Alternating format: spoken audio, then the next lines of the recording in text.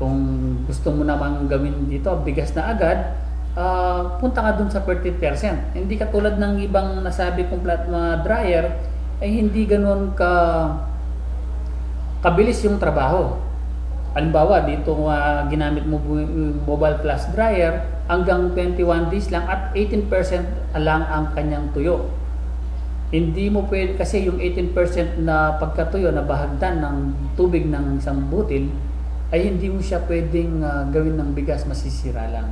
Kaya gamit nila halos itong flatbed dryer. Opo sir, so yan po ang pinaka ginagamit ng ating mga magsasaka.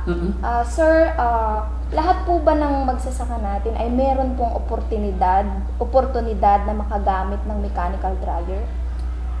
Ito ay medyo nakakalungkot sa paggamit ng mechanical dryer dito sa Pilipinas. Kasalukuyan kasi, halimbawa dito sa Pampanga, ay merong 40 units lamang dito sa Pampanga ang merong flatbed dryer. At isa pa, kasi yun ang binigay ng gobyerno. Isa pa, kung magpapagawa ng flatbed dryer ang isang magsasaka, ito ay nagkakahalaga ng 400 hanggang 700,000 kada isang unit ng flatbed dryer. Kaya medyo mahal. Kaya dito sa Pampanga, ang merong mga flatbed dryer usually yung mga cooperatives. Like dito sa Multipurpose Cross yung cooperative, dito sa Magalang meron sila. Kasi nga, cooperative sila mga nabiyayaan. Kaya mostly, ang merong mga farmers na nagkakaroon ng chance makagamit ng flatbed dryer dito sa Pampanga ay mga asosasyon at kooperatiba. Kaya yung mga magsasaka kailangan talaga maggrupo sila para kapag nagkakaroon ng grasya sa gobyerno ay katulad nitong flatbed dryer ay magkaroon din sila. O kaya naman maggrupo sila na para kung kahit share lang sila. Share sila para makapagpatayo ng flatbed dryer. Hindi maging sagabal yung panahon na siyam na ulan, nasisira, nabubulok yung kanilang palay, samantalang magsasaka, alam mo, madam, nagtatanim pa lang kung minsan yung magsasaka, nag-uutang na, lalo na kung nagpapaaral ng anak yan.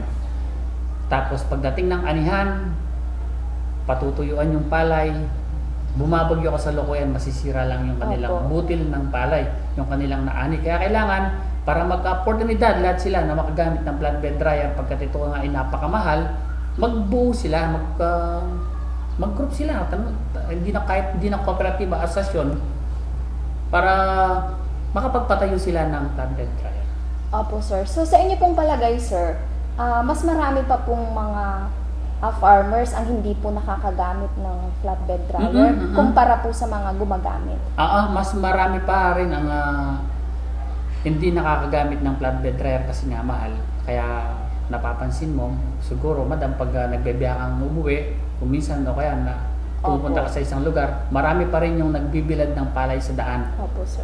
Na kung minsan ay kawawa yung magsasaka na ayaw niyang maano sa mga sasakyan, madaan ng sasakyan kasi nga at kung minsan naman hindi nila na mabawalan niya kasi daan talaga yan. Marami yung mga nasisirang butil at bumababa pa yung kita ng magsasaka. Sa ganyang sitwasyon sir, doon nga po sa konting magsasaka lang po ang nakakagamit ng mechanical dryer, meron po bang specific na programa yung gobyerno para po matulungan yung mga magsasaka pagdating po sa paggamit ng mechanical dryer? Meron na ang gobyerno dyan na tulong sa mga magsasaka, katulad nga nung sinabi ko kanina, yung 40 units ng mechanical flatbed dryer dito sa Pampanga. Yun ay ginawang model nila para gayahin ng mga magsasaka kasi hindi naman ganun kayaman ng ating bansa. Na kung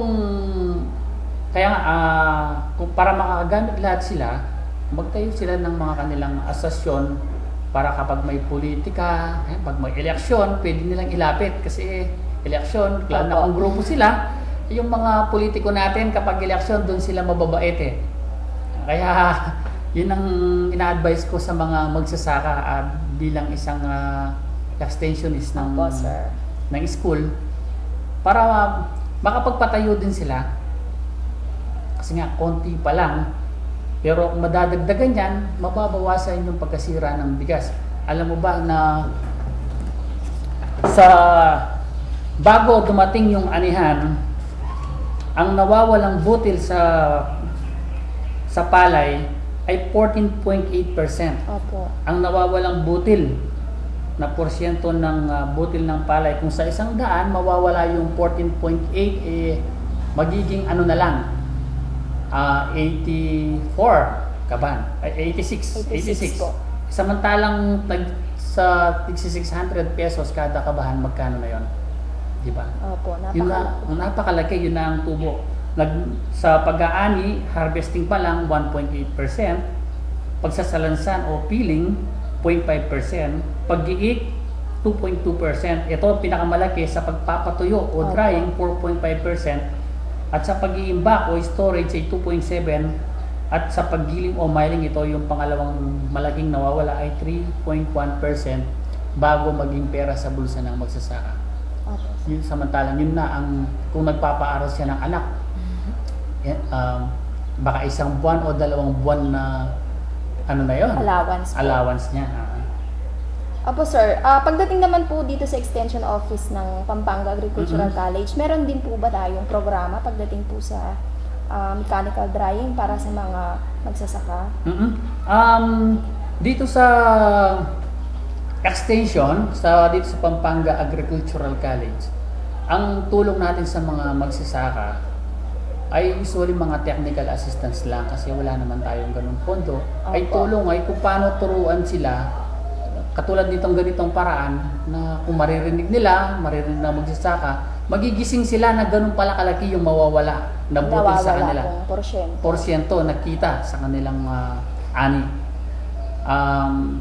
Usually mga technical assistance lang ang tayo, punta yung magsasaka, katulad kung kaya sa mga nakikinig, nakakabalita, sumusulat sila sa ating presidente na humingi ng assistance, pero walang free. Meron na nga tayong kasabihan sa ito, nung nag-training tayo, laging sinasabi ni Dr. Gonzales na wala na daw free sa atin. Ito, babasahin ko, hanapin ko muna. Sige po sir. Ito, gusto nang isulat ito dun sa room paggagawa natin ng malaki. We only help the poor people to help themselves. Nothing is free except for training and capacity building. Opo sir. So napakaganda po ng binigay na wala nang dole out. Opo. Kasi nasanay na yung mga tao sa Tama yan, sir. dole out, lalo na pag politician yung naglalakad, nasa gobyerno yung naglalakad, agad iniisip ng yung mga mailang tao na gobyerno libre. Dole out. Hindi, dapat technical assistance. Opo. Sir, huling tanong po, ano po yung gusto nyong maibigay na mensahe para sa mga farmers para po mahikayat sila na gumamit ng mechanical dryer kung meron din po silang oportunidad para gumamit? Yung mga magsasaka, katulad nating magsasaka, inaanyahan natin sila na mag-unite sila, magsama-sama sila. Alam mo ba na ayon sa survey namin, sa paglalakad namin, kapunta sa mga barangay, municipality, o dito sa probinsya, na ang mga magsasaka sila yung pinakamahina pagdating sa unite, pagsasama-sama, pagbabuklod-buklod. Yung mga tricycle driver, dun lang sa kanilang paradahan, meron kang magigitang TV na pinapalakad. Pero punta ka dun sa grupo ng magsasaka, sabi nila asasyon o kooperatiba, agad na pubuwag, at wala ka man makikitang TV doon na pinapanooran. Diba? Opo. Kasi ultimo, mga pedicab driver, yung asasyon nila napakatatag. Makikita mo yung kanilang booth, kung sila lang sila nagpaparada, nagpipila, merong TV doon. Pero yung magsasaka, sa dami namin pinuntahan namin, wala. Punta ka, merong MAPC, yung Municipal Agriculture and Fisheries, yung kanilang, wala ka man makikita ang kanilang Kung minsan wala man silang staff house, wala. Kailangan maging united talaga sila, maging matibay sila, pili sila ng miyembro opisyal na matibay, makatao, para pagdating ng eleksyon, yung mga namimigay na politics natin, mabibigyan tayo kasi grupo sila. Opo. Pangalawa, dapat yung mga magsasaka maging mausisi sa mga nawawalang butil katulad nga ng pag-usapan natin. Opo. Imagine 14.5% ang nawawalang butil, sa 14.8 ang nawawalang butil mag-umpisa sa pag-aani hanggang sa paggiling ng palay o miling. Diba? Kaya kailangan laging maging mausisa. At pangatlo, dapat ang magsasaka siya na mismo ang magtinda sa kanyang produkto. Tama, sir. Huwag na siyang dumaan sa mga middleman. Huwag na siyang dumaan ng middleman. Siya mismo ang dumiretso, punta siya sa palengke. Matuto siyang pumunta ng palengke, alamin kung magkano ang presyo. Alam mo ba sa farm gate? Kung minsan 5 pesos lang yung kilo, punta ka ng palengke, yung kilo ay tig 15 pesos o 20 pesos. Ganun kamahal. Kaya kung ang magsasaka, siya na mismo ang dedirekta, siya nang mismong magbebenta, akalain mo yung 5 pesos magiging ng 20 pesos o 15 pesos. Yung 10 pesos, edi para kasi natin kumisan kasi yung mga middleman, sila mismo ang ating binubuhay. Sila yung mga mayayaman. Yung mga magsasaka ang mahihirap. Yun ang isang advocacy pa natin sa extension office na sila na mismo ang magbenta ng kanilang produkto.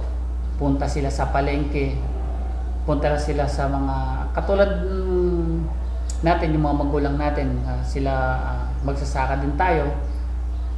Sila mismo ang nagbibiyahe ng Manila, ng palengke. Pagdating doon, yung mga namimiling but doon, sila na, and then patong lang sila. Hindi na yung middleman ang magdadala ng palengke, samantalang pipirito lang yung magsasaka sa kanilang sariling taba. Apo. Sir, napakarami pong informasyon ang inyong naibahagi sa amin. Sana po ay sa susunod na programa po namin, makasama po ulit namin kayo.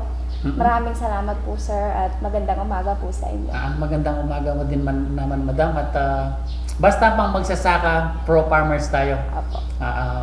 Welcome na welcome ka kahit araw-araw. Apo, salamat, sir.